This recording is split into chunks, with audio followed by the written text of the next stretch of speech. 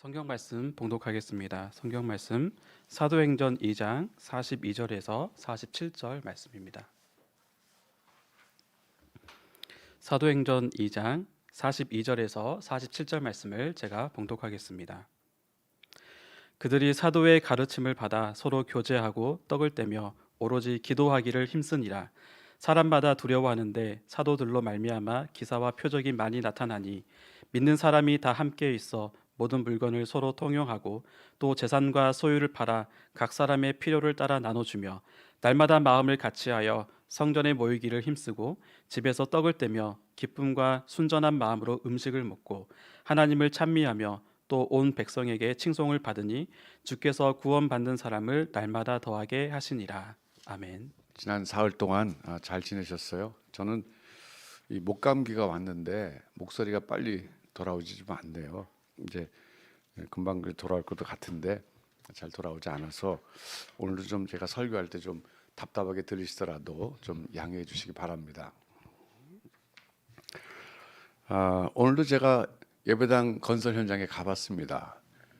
그랬더니 오늘은 이제 성전 본당 바닥에 까는 색깔을 결정하는 일이 있었어요. 그래도 이제 그 중에서 그나마 좀 제일 좋은 걸로 이제 결정을 이제 해가고 있는데, 제가 소장님하고 이제 감리단장이라는 그런 분이 계신데 감리사죠. 이분에게 여쭤봤어요. 1월 말까지 완공될 것 같습니까? 그랬더니 아유 죄송합니다. 그랬더니 선뜻 대답을 잘 못하시면서 웃으시면서 하여튼 열심히 하고 있습니다 그러시는데, 그저 될 것 같은 그런 분위기였습니다. 그래서 일단 1월 말까지 공사가 다 완료가 되면 준공 검사 신청을 해야 되죠. 그래서 이제 3주 걸리면 준공이 이제 떨어지게 되면 그때 한 주간 남았는데, 한 주간에서 한 열흘 남은 거죠. 3월 5일이니까 그때까지 빨리 이제 의자 같은 거 다 들어가서 인테리어를 기본적인 거 설치하고 그다음에 이제 3월 5일 날 드디어 이제 입당 예배를 드리게 됩니다.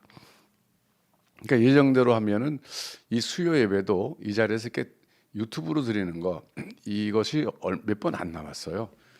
그러니까 여러분 조금 좀 아쉽고 좀 이렇게 뭔가 좀 비는 것 같지 않아요? 현장에 가서 예배 드리고 싶은데 맨날 이거 텔레비에 나오는 거 보는 것 같아 갖고 별로 이렇게 좀 이 예배가 좀 실감이 안 날 텐데 여러분 조금만 참으시면 됩니다.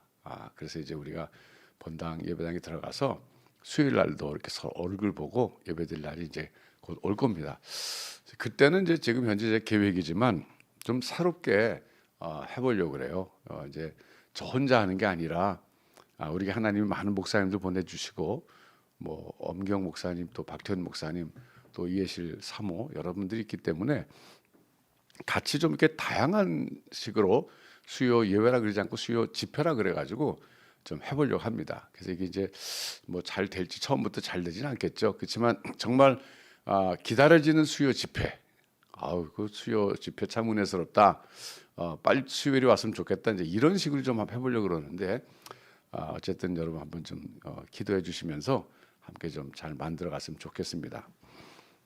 이제 예배당을 새로 짓는다고 생각하니까 제가 새로운 예배당에서 우리 다윗교회가 좀 새로운 모습을 보여주면서 교회 생활을 했으면 좋겠다는 생각이 좀 들었습니다. 그래서 이제 초대교회는 어떻게 교회 생활을 했는가 그런 거기에 생각이 미쳐가지고 사도행전 2장 42절부터 47절까지를 보니까 그 초대교회가 생활했던 모습이 거기 비교적 자세하게 나와 있어요. 그래서 제가 이것을 이제 벌써 2주 했고 오늘 세 번째인데, 오늘은 이제 어떤 모습이냐면 함께 떡을 떼는 교회였다. 이 특징이 있었어요. 함께 떡을 떼는 교회. 근데 이제 여러분 아시다시피 엄밀히 말하면 떡이 아니잖아요. 빵이잖아요, 빵. 근데 이 성경을 번역했을 때 이게 이제 1900년대 초에 뭐 1800년대 말에 번역했잖아요. 그러니까 그때는 빵이라는 게 우리나라에 사실 거의 없었거든요. 빵이라는 게 그냥 떡이 있었죠. 그러니까 번역자들이 이거 고심했을 것 같아요. 이거를 빵이라고 해야 되냐, 떡이라고 해야 되냐. 그랬을 때 떡이라고 번역한 거죠. 그게 이제 습관이 돼가지고 우리는 계속 떡이라는 말을 쓰게 되는데 사실 엄밀히 말하면 이건 빵이었습니다. 빵. 함께 음식을 먹는 교회죠. 근데 여러분 이제 이걸 아셔야 돼요. 그럼 이들이 왜 이렇게 음식을 먹었을까 했을 때 우선 모이는 장소가 이 당시에는요. 소위 요즘으로 말하면 예배당이 아니었어요. 그럼 어디서 모였는가? 개인의 집에서 모였습니다. 그럼 왜 개인의 집에서 모였을까? 그 예배당이 없었기 때문이죠.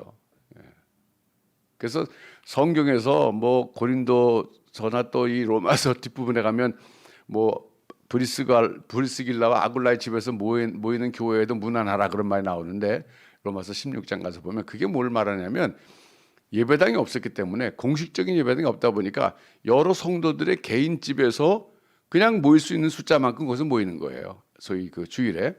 그러니까 집에서 모이다 보니까 점심때가 되고 그러면 밥을 먹어야 되잖아요. 식사 시간이 되면. 그러니까 자연스럽게 이렇게 그 식사를 하게 됐는데 그거를 우리가 흔히 말할 때 애찬식이라고 말합니다. 애찬. 성찬이 아니고 애찬. 근데 이 애찬식도 이제 그 기원이 있죠. 예수님께서 십자가를 지시기 바로 전날에 제자들을 다 모아놓고 마지막 소위 말하는 최후의 만찬을 하시잖아요. 근데 그때 만찬하신 것이 제자들 다 모아놓고 자 성만찬하자 그게 아니라 먼저 식사를 하셨어요. 정식 식사하신 거죠. 그러니까 그 식후에 잔을 가지자 그랬거든요. 식후에 잔을 가지자 식후. 그러니까 먼저 식사를 하신 거예요. 그런 다음에 의식으로서의 성만찬은 이어서 하신 겁니다. 식후에 잔을 가지자. 그리고 떡을 떼시고 나눠주셨다. 이것이 새 언약이다. 이렇게 말씀하셨거든요.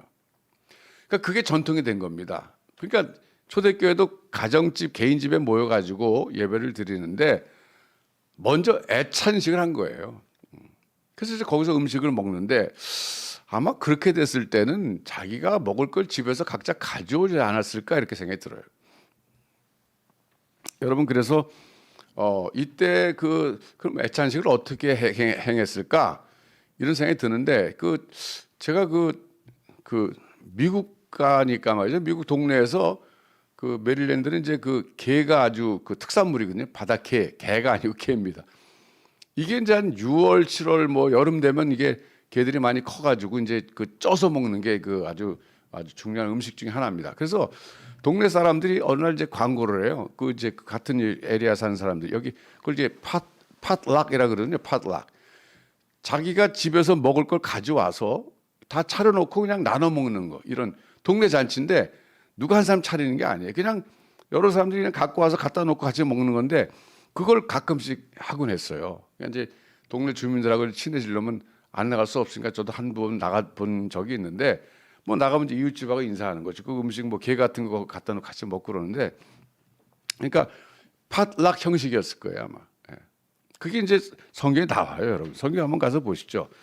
고린도전서 11장 17절부터 34절입니다. 이제 고린도 교회에서 이 애찬식을 했던 정경이 여기 나오는데 고린도전서 11장 17절부터 34절까지 좀 길지만 한번 쭉 읽어보겠는데 이게 이제 뭐냐면 고린도 교회에서 이 애찬식에 이어서 성찬식을 했는데 이게 참 많은 사람들에게 상처를 주는 의식이 되어버렸어요.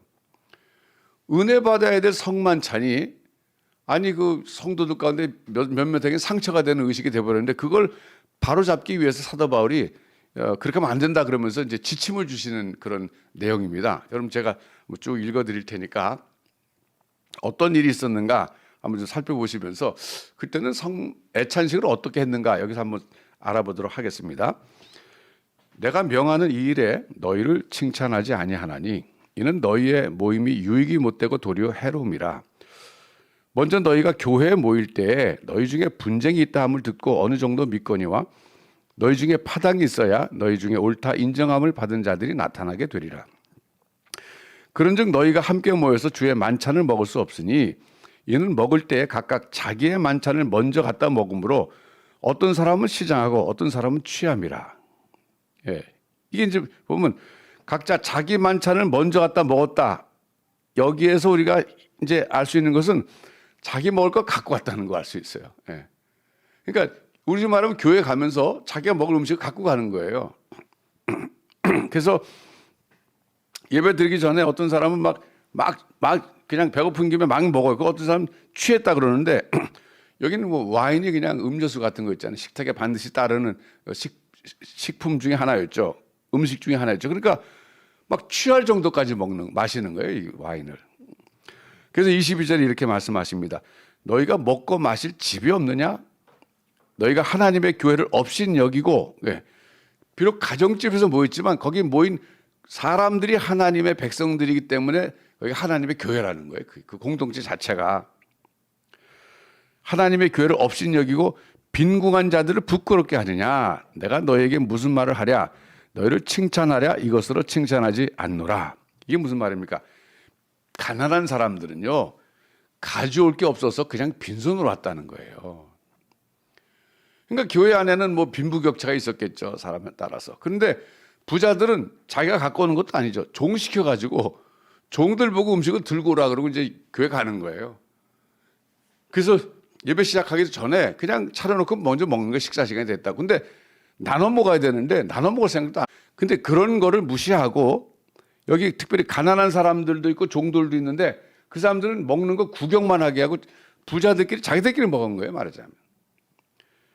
예. 그러니까 그렇게 하려면 집에서 먹고 마시라 그러는 거죠. 교회 갖고 오지 말고. 그러면서 성만찬의 의미에 대해서 사도 바울께서 다시 한번 환기시켜 주십니다. 23절에 보니까 내가 너희에게 전하는 것은 주께 받은 것이니, 주께 받았다는 말이 이 성만찬은 주님이 제정하신 의식이다, 그런 뜻이에요. 예. 인간이 이걸 뭐 피할 수 있는 의식이 아니다, 그런 얘기예요. 예. 이건 교회가 반드시 행해야 될 거룩한 의식이다. 그러시면서 주께 받은 것이다. 그러면서 곧 주 예수께서 잡히시던 밤에 떡을 가시사 축사하시고 때에 이르시되 이것은 너희를 위하는 내 몸이니 이것을 행하여 나를 기념하라 하시고 식후에 또한 그와 같이 잔을 가지시고 이르시되 이 잔은 내 피로 세운 새 언약이니 이것을 행하여 마실 때마다 나를 기념하라 하셨으니 너희가 이 떡을 먹으며 이 잔을 마실 때마다 주의 죽으심을 그가 오실 때까지 전하는 것이니라. 이거 보면요, 이 성만찬의 의미가 뭐냐면 이거는 새 언약의 의식이라는 겁니다. 새 언약의 의식. 예. 그리고 예수님의 죽으심을 기념하는 것인데 이것이 이제 결국은 뭐냐면 그 죽으심을 전하라 그런 얘기예요. 26절에. 그냥 예수님이 죽으셨기 때문에 우리가 이거 먹으면서 막 슬퍼하는 게 아니라 그게 아니라 그것이 구원의 사건이라는 거예요. 그러니까 온 천하에 다니면서 주의 죽으심을 전하라. 이거 여기서 죽으시면 사실 주의 구원을 전하라 그런 말입니다. 그러니까 성만찬에 참여하면서 우리는 거기서 영적인 사임을 공급받으면서 일어나서 세상 나가서 주님의 구원 소식을 전해야 된다. 그런 의미가 있는 거룩한 예식인데 부자들이 그런 기본적인 성만찬의 정신을 다 망각하고 그저 자기들끼리 모여서 식사하는 식탁으로 만들어 버렸다는 겁니다. 그러니까 사도 바울이 화를 내시는 거예요, 사실은. 그러면서 27절에 그러므로 누구든지 주의 떡이나 잔을 합당하지 않게 먹고 마시는 자는 주의 몸과 피에 대하여 죄를 짓는 것이니라. 사람이 자기를 살피고 그 후에야 이 떡을 먹고 이 잔을 마실지니 주의 몸을 분별하지 못하고 먹고 마시는 자는 자기의 죄를 먹고 마시는 것이니라. 그러므로 너희 중에 약한 자와 병든 자가 많고 잠자는 자도 적지 아니하니 우리가 우리를 살폈으면 판단을 받지 아니하려니와 우리가 판단을 받는 것은 주께 징계를 받는 것이니 이는 우리로 세상과 함께 정죄함을 받지 않게 하려 하심이라. 그런즉 내 형제들아 먹으러 모일 때에 서로 기다리라 그랬어요. 예. 그러니까 예배드리러 오면서 음식을 갖고 왔어요. 그때 한 사람이 먼저 먹지 말고 다 기다렸다. 같은 시간에 먹어라 이게. 그러면서 같이 나눠 먹어라 그런 뜻입니다. 부자들은 없는 사람 그냥 뭐 서 있든지 가든지 그래라 그러지 말고 같이 오라 그래서 같이 먹어라 그러지.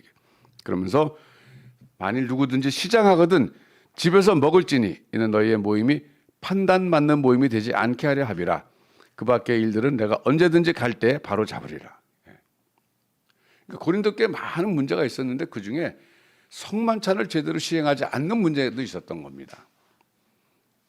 그랬을 때 사도 바울이 그 문제를 바로잡기 위해서 주신 교훈이에요.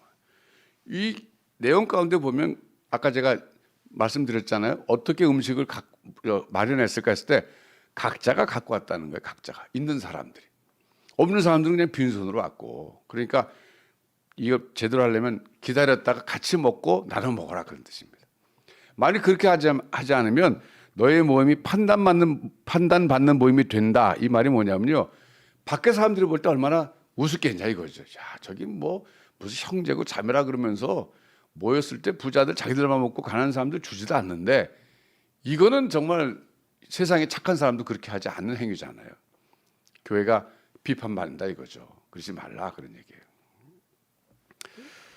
제가 이제 여기서 이제 한 가지 이제 생각나는 일이 있는데, 그 미국의 그 어떤 그 목사님은 한인 목사님인데, 이분은 뭘로 유명했냐면 전국을 돌아다니면서 성만찬을 그렇게 많이 행했대요.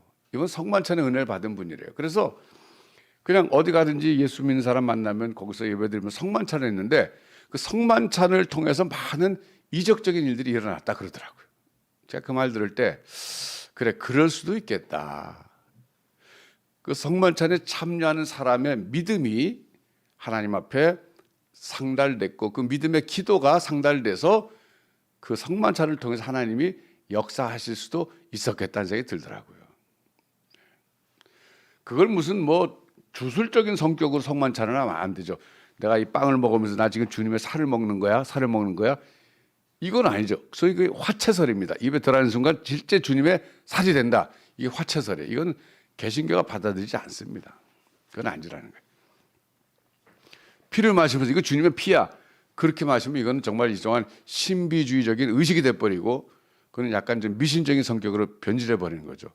그게 아니라 주님의 고난과 주님의 부활에, 주님의 죽으심 때 나도 연합해서 죽었고 주님이 부활할 때 나도 살아났다는 이런 영적인 연합, 내 주님 안에서, in Christ, 그리스도 안에서 내가 구원받았다, 확신을 갖고 내가 이제 하나님의 자녀가 됐다, 이 확신을 갖고 그때 믿음으로 하나님 앞에 나의 삶의 문제도 기도로 아랠 때 하나님이 그 믿음을 보시고 그 믿음의 기도에 응답하실 수도 있겠다는 생각이 드니까, 그 목사님의 그 사역도 하나님 쓰셨겠다는 생각이 들었어요. 저는 그래서 앞으로 우리가 교회에서 예배드릴 때 이 성만찬을 1년에 한 번만, 뭐 한 서너 번 하는 게 아니라 좀 가능하면 한 달에 한 번쯤 하고 싶다는 생각이 들어요. 그러면서 우리가 믿음으로 그 의식에 참여하는 것이 중요하죠. 그 의식을 통해서 우리가 깨달아야 될 것은 하나님과 나의 관계는 뉴 카브넌트, 새 언약 안에서 하나님과 자녀가 됐다. 하나님이 나의 아버지가 되시고 내가 자녀가 됐다니 부자 관계가 됐다고 하는 것을 다시 한번 새삼 일깨움을 받는 것, 이것이 중요합니다. 왜 중요하냐? 우리가 아버지 앞에 나가서는 뭐든지 다 얘기할 수 있고 또 부탁할 수 있잖아요. 더군다나 그 아버지는 어떤 분이에요? 나를 정말 사랑하셔서 나를 자녀 삼아 주신 분, 그 아들 예수 그리스도를 보내셔서 대신 죽게 하시고 나를 구원해 주신 그분, 이런 분 앞에 나가서 우리가 우리 삶의 문제를 놓고 기도로 부탁하고 간구할 때 왜 안 들어주시겠습니까? 그러니까 이 성만찬을 통해서 우리가 깨달아야 될 것은 주님과의 영적 연합이에요. 연합. 나는 그리스도 안에 있다. 그 누구도 나를 건들 수 없다. 그래서 사도 바울이 로마서 8장에서 말씀하시잖아요. 그 어떤 것도, 그 세상 어떤 피조물이라도 그리스도 안에 있는 하나님의 사랑에서 나를 끊을 수 있는 것이 없다 그러시잖아요. 이 확신, 이게 오늘 우리에게 필요한 겁니다.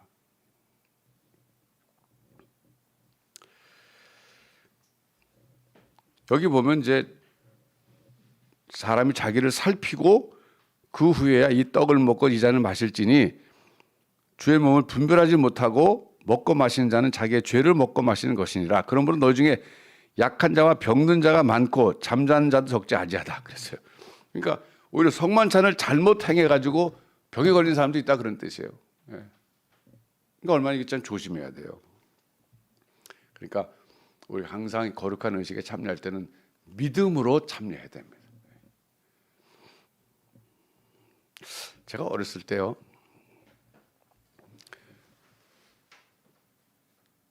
홍제동 살 때인데 초등학교 2학년인가 3학년 때였어요.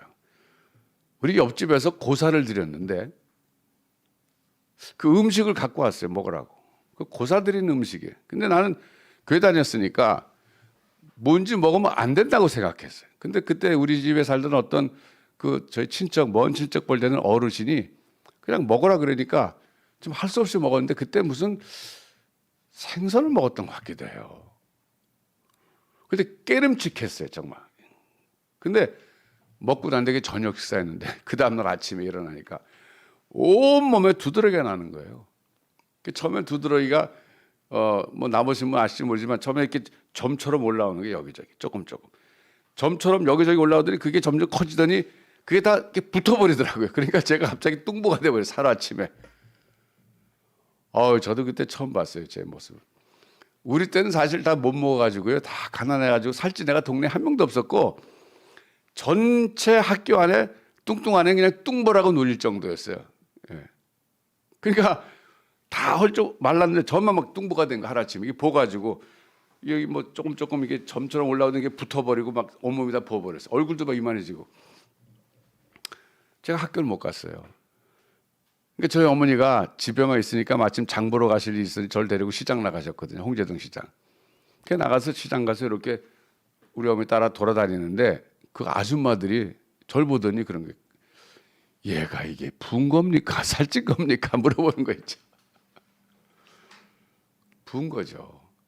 근데 어린 제가 그때 어떤 생각하는지 아세요? 내가 고사 음식 먹어서 내가 하나님께 벌 받는 거야. 네, 그런 생각했어요.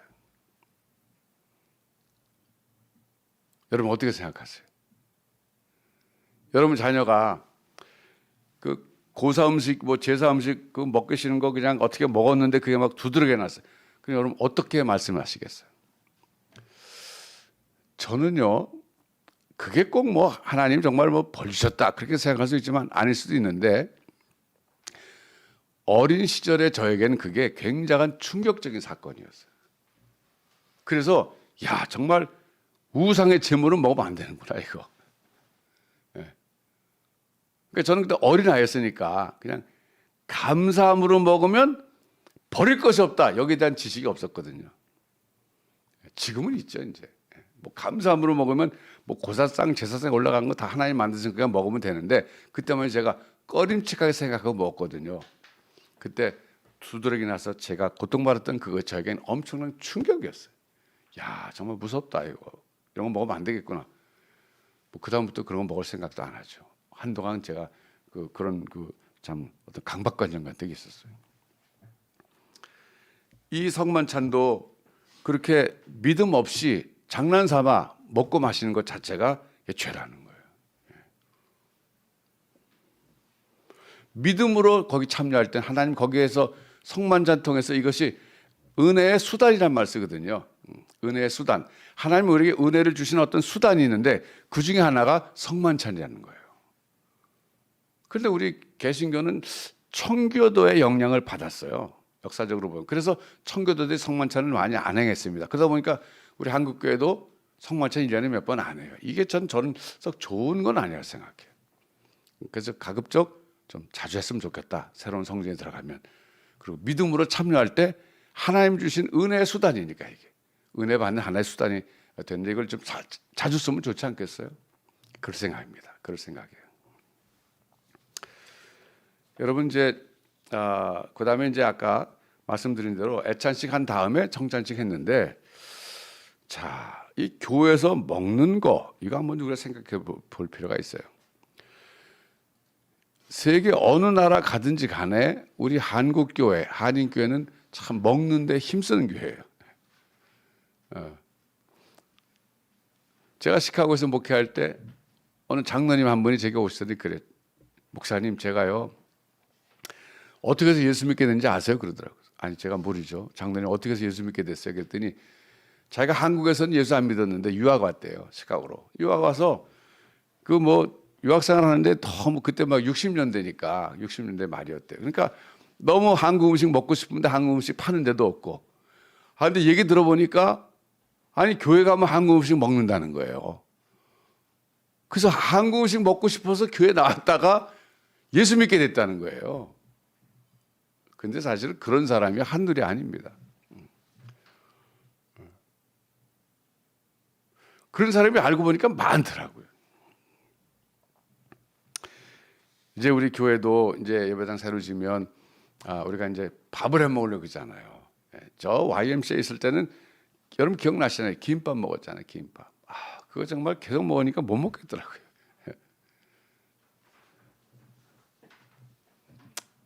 토종닭 온반 먹으려고 해요. 토종닭 온반. 이건 아마 좀 덜 질릴 겁니다. 김치만 잘 익은 거 있어도 되잖아요. 애시 사모가 이거를 지금 뭐 하겠다고 그래서 참 이제 생각해봤고 저 들어봤는데 이렇게 한대요. 토종닭 한 마리가 국을 끓이면 한 20인분은 된대요. 그러면 매주 토요일마다 토종닭을 주문해가지고 10마리죠, 10마리. 10마리만 푹 구우면 200인분이 나오잖아요. 그 처음에 한 200인분 준비해가지고 해보려고 그러는 거죠. 처음에는 사골도 좀 생각했는데 사골은 뭐 24시간 구워야 되잖아요. 그것도 옆에 누가 자꾸 물을 또 부어야 되고 막 그러니까 안 될 것 같고 토종닭 온반이 제일 좋다는 결론을 내렸어요. 요 근처에 무슨 평가옥이라는 그 냉면집 있잖아요. 그 집이 토종닭 온반 하는데 그 맛있거든요. 그렇게 해서 우리가 먹으려고 그러는데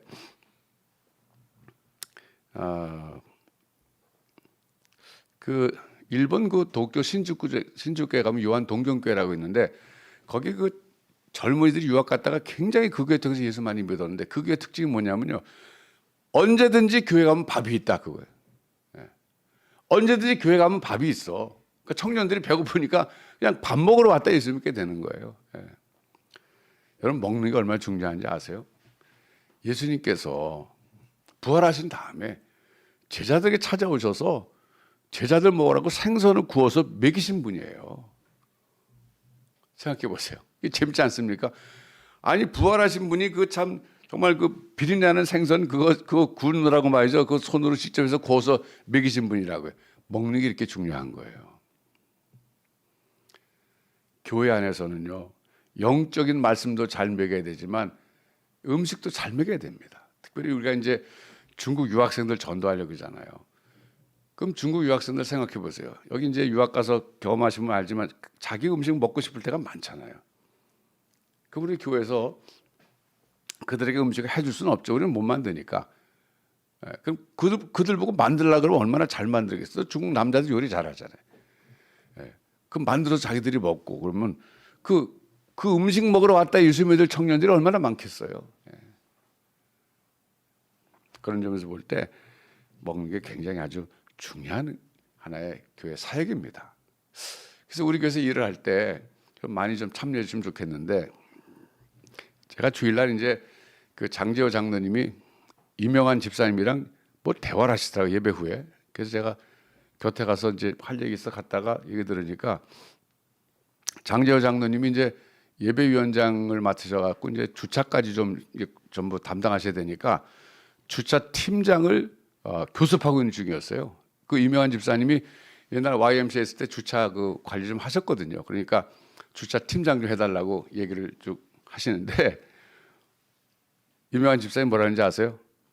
장로님 저는 주방에서 일할 거면서 주방에서 교회 주방에서 그러니까 장재호 장로님 이거 좀 해주면 좋은데 그 웃으시는 모습을 제가 봤는데 남자 그 주방 요원 하나 생겼습니다. 이명환 집사님 하신다 그랬어요. 그러니까 어쨌든 뭐 이게 한두 사람이 해서 될 일 아니고 만든 사람도 있지만 또 나눠주는 사람도 있고 그래야 되기 때문에 여러 사람 필요한데 어쨌든 우리 권사에서도 열심히 같이 참여해서 하기로 했고 여러분들이 도와서 우리 한번 정말 우리 교회는 영적 양식도 풍요하지만 육의 양식도 잘 먹이는 교회. 그걸 통해서 배고픈 사람을 먹이는 교회. 영육을 살찌우는 교회. 이렇게 되면 참 좋지 않겠어요? 그래서 이 초대교회 특징은 오늘 말씀에 나오지만 기쁜 마음으로 음식을 먹었다 그랬어요. 그 주변 사람들에게 칭찬 들었다 그랬어요. 그랬더니 주께서 구원받는 사람들을 날마다 더하게 하셨다 그랬어요. 여러분 우리 교회는요 가난한 사람들에게도 참 먹이는 일을 하면 참 좋겠어요. 그게 뭐 우리는 지역적으로 볼 때 그렇게 뭐 꼭 필요한 사역은 아니죠. 여기 뭐 노숙자가 많은 건 아니니까. 어찌 됐든 간에 우리가 이제 그 다혜 시니어 아카데미도 하려고 그러는데 다혜 시니어 아카데미 하면 일주일에 한 번 이 동네 어르신들 모셔다가 좋은 강의 듣게 하고 그리고 이제 음식도 대접해야 되는데 이것도 또 우리가 하게 되면 음식도 정말 뭐 단품이지만 정성껏 준비해서 대접해 드리는 것이 참 좋습니다. 그래서 동네에서 정말 영육을 나누는 교회. 예. 여기 오면 영적으로도 건강해지고 육적으로도 건강해지는 교회. 왜? 기쁨과 순전한 마음으로 음식을 먹으니까 얼마나 좋겠어요. 그래서 칭찬 듣는 교회가 됐으면 참 좋겠습니다. 여러분 오늘 바쁜 시간 나와주셔서 감사드리고요. 성만찬을 통해서 우리가 다시 한번 오늘 배운 성만찬을 통해서 확인할 수 있는 것은 우리는 새 언약 안에 들어있는 사람이다. New Covenant. 구약은 옛날 그 구약이잖아요. 오래된 옛날 올드 카버넌트라면 이건 뉴 카버넌트인데 예수 그리스도를 제물로 해서 하나님과 우리 사이가 화목이 이루어진 사건이에요. 거기서 하나님 우리를 자녀 삼아 주시겠다 그랬고 우리는 하나님 아버지라 부를 수 있게 됐어요. 이 관계 속에서 우리가 살아간다는 사실을 오늘 말씀을 통해 다시 한번 배우게 됐습니다. 여러분 오늘 여러분에게 어떤 삶의 문제가 있든지 간에 하나님 아버지께 나가서 기도하시기 바라요. 하나님이라고 그러지 마시고 오늘은 하나님 아버지를 강조하세요. 하나님 아버지, 나의 아버지, 내 삶의 문제를 내 자녀의 문제니까 하나님 자녀 문제니까 이것 좀 도와주세요. 이것 좀 해결해 주세요. 여기에 은혜를 베풀어 주세요. 우리도 우리 자녀들의 문제가 생기면 막 내일처럼 우리가 다니면서 해결하려고 그러지 않겠습니까? 그 관계를 생각하시면서 하나님 아버지 앞에 나가서 오늘도 믿음으로 기도하실 때 하나님 그 믿음의 기도에 응답하실 줄로 믿습니다. 기도하겠습니다.